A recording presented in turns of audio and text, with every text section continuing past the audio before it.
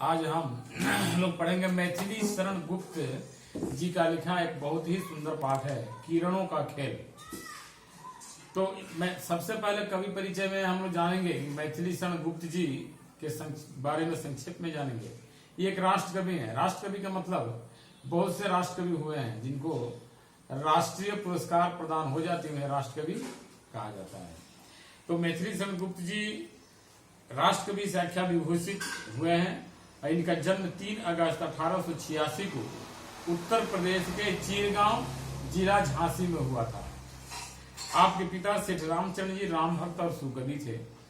गुप्त जी को आचार्य महावीर प्रसाद द्विवेदी का बरदहस्त सरस्वती पत्रिका के माध्यम से प्राप्त है, यानी कि महावीर प्रसाद द्विवेदी ही इनको कवि बनाया है और अपने पत्रिका में इनको जगह दिए हैं और इनके गुरु कहा जा सकता है। आपकी प्रारंभिक रचना इसी पत्रिका में प्रकाशित होती रही है। राम भक्ति एवं कविता के प्रति लगाव गुप्त जी को पैतृक विरासत के रूप में मिला था, यानी कि उनके पिता उनके दादा ये लोग राम भक्त थे, तो यही राम भक्ति उनकी पैतृक अपने जनरेशन से मिला है। अतः अपनी अनवरत रचनाशीलता के कारण साहित्य जगत में यथोचित सम्मान प्राप्त हुआ। वे 1952 से 1964 तक राज्यसभा के सदस्य भी रहे। आपने एक बार अपना बजट भाषण में कविता दिया था और सन 1964 में पूरा बजट भाषण जो पूरा कविता के माध्यम से ही अपने उन्होंने पाठ किया था और उनका 1964 में देहावसान गुजर गए। सन 1912 में इनकी बहुत सी प्रकाशित हुई प्रकाशन, जैसे भारत भारती ने गुप्त जी को राष्ट्रकवि के रूप में बनाया। भारत भारती के लिए इनको राष्ट्रपति पुरस्कार मिला था। उसके बाद उन्होंने पंचवटी, किसान, साकेत, जसोधरा, द्वापर, जय भारत, विष्णुप्रिया आदि काव्य ग्रंथों की उन्होंने रचना की है। ये काव्य उनकी ग्रंथ हैं, मगर आ जाएगा परीक्षा प्रश्न की मैथिली शरण गुप्त जी का लिखा महाकाव्य का नाम, तो उसमें हम लोग को साकेत लिखना होगा। साकेत महाकाव्य है और बाद बाकी में जो हम लोग पढ़े हैं ये काव्य है। तो इस पंचवटी बहुत बड़ा एक काव्य है। पंचवटी का छोटा सा अंश जो हम लोगों का इसमें दिया गया है, किरणों का खेल, ये उसी में का छोटा सा अंश लेकर कविता हम लोगों को पाठ्यक्रम में दिया गया है क्लास 10 के लिए। तो ठीक से देखना होगा, वर्ड मीनिंग को समझना होगा, लाइन बाय लाइन समझा रहा हूं। लिखा किरणों का खेल। पहले पठन बढ़िया से होना चाहिए। कैसे देखो कि चारु चंद्र की चंचल किरणें खेल रही हैं जल थल में, स्वच्छ चांदनी बिछी हुई है अवनी के अंबर तल में, पुलक प्रकट करती है धरती हरित किरणों के नोकों से, मानो झूम रहे हैं तरवी मंद पवन के झोंकों से। क्या ही स्वच्छ चांदनी है यह, है क्या निस्तब्ध निशा, है स्वच्छंद सुमंद गंधवा, निरानंद है कौन दिशा। बंद नहीं अब भी चलते हैं नियति नटी के कार्यकलाप, पर कितने एकांत भाव से, कितने शांत और चुपचाप। है बिखेर देती वसुंधरा मोती सबके सोने पर, रवि बटोर लेता है उनको सदा सवेरा होने पर, और विराम दायनी अपनी संध्या को दे जाता है, शून्य शाम तुम जिससे उसका नया रूप झलकता है। पठन बढ़िया होगा तो समझने में भी आसान होगा और पठन का प्रयास करना होगा बच्चों को। तो इनमें जब क्या लिखा है, इसमें कवि लोग अपने अपने पांडित्य को दिखाते हैं कविता के माध्यम से।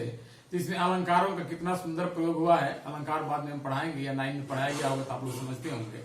इसमें चारु चंद्र की चंचल किरणें खेल रही है जलथल में। चार मतलब सुंदर, चारों का मतलब चार में सुंदर होगा।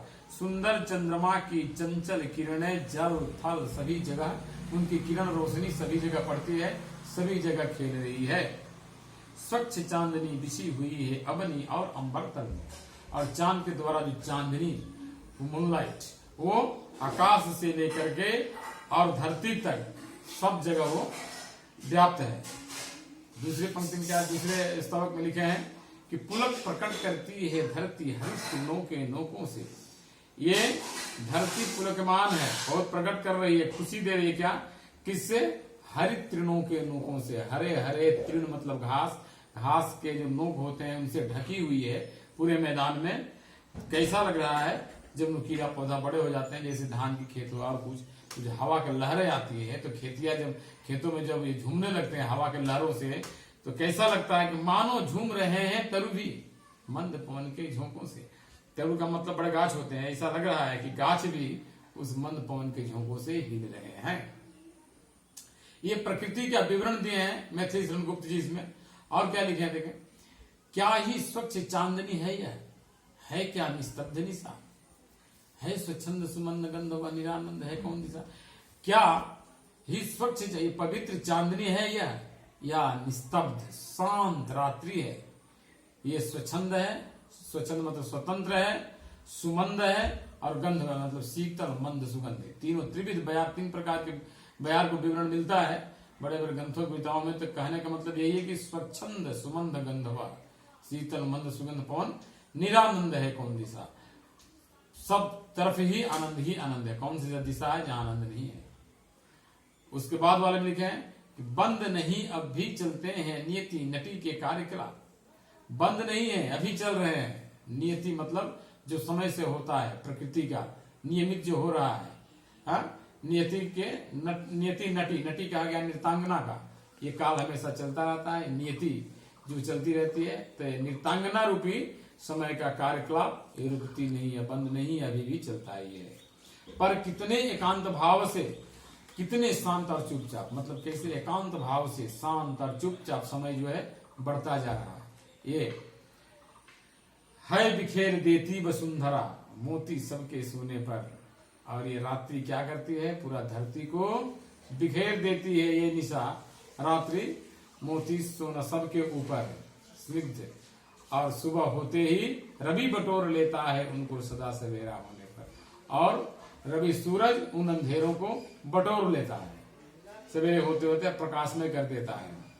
और विराम दायनी अपनी संध्या को दे जाता है, और दिन भर रवि अपने उस सांझ को हटाते हुए और विराम देने के लिए संध्या को हम लोगों को दे जाता है शाम को। तो संध्या आ जाती है हम लोगों को विराम देने के लिए, कौन देता है, रवि। तो और विराम दायनी अपनी संध्या को दे जाता है शून्य श्याम तनु जिससे उसका नया रूप झलकाता है। और शून्य सुंदर सा सांवला उसका शरीर श्याम वर्ण का शाम होता है, धीरे धीरे रात्रि जाती है, और अपना एक नया ही रूप शाम के समय में लगता है। दिन होता है ना, रात्रि होता है, उस समय का अपना रूप एक झलकाता है। बहुत बढ़िया है, ये प्रकृतिवाद कविता है। इसमें अलंकारों का प्रयोग है। अलंकार समझाने के बाद आगे रहा गृह कार्य में दे रहा हूं आप लोगों को। ये प्रश्न उत्तर संक्षेप में उत्तर लिखो। निर्देश होगा एक वाक्य में उत्तर लिखो, यानी कि राइट इन 1 सेंटेंस, एक सेंटेंस में लिखना होगा। उसमें आजकल परीक्षा में निर्देश दिया जाता है। और उसके बाद 25 शब्दों में, 50 शब्दों में, 100 मार्क में 2 मार्क 3 मार्क कवर करता है। उसके बाद इसी तरह प्रश्न भी आते हैं, जैसे ऊपर लिखा है निम्नलिखित प्रश्नों के पूर्ण वाक्य में उत्तर दीजिए। Right in full sentence, answer in full sentence, मतलब कि एक वाक्य में। और निम्नलिखित प्रश्नों के संक्षिप्त में उत्तर दीजिए। ये 3 लाइन में हो सकता है, ज्यादा अगर होगा तो 4 लाइन में हो सकता है।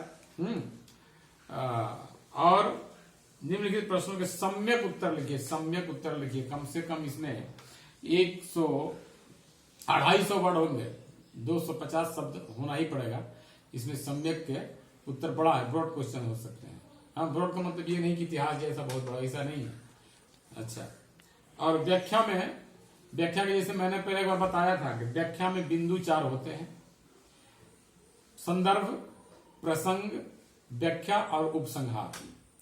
तो जितनी भी बच्चे पढ़ते हैं, गाइड बुक निकलते हैं, नोट्स निकलते हैं, पूंजियां निकलती हैं, उनमें संदर्भ रहता है, व्याख्या रहता है, 3 बिंदु अक्सर रहते हैं, किसी किसी में 2 रहते हैं। मगर उपसंहार अपने आप जो ऊपर पढ़ करके कैलकुलेशन अपने आप लिखना होगा, तो वो मैं लिखवा दूंगा उपसंहार को। फिलहाल आप लोग लिखने की कोशिश करें। और व्याकरण में अगले में मैं पढ़ाऊंगा समास। और बोर्ड, ब्लैक बोर्ड अगर श्यामपट मिल जाए, मैं कोशिश करूंगा तो समास को पढ़ाया जाए। कुछ ऐसी होती है जो कॉन्सेप्ट बिना श्यामपट का होता नहीं है, बिना ब्लैक बोर्ड का। तो ये कविताएं पढ़ाया जा सकता है, गद्य बड़ा होता है, गद्य भी नहीं पढ़ाया जा सकता है। लॉकडाउन खुल जाए उसके बाद बहुत बढ़िया से पढ़ाएंगे, घबराना नहीं है, पढ़ना है, मगर घर में पढ़ना है।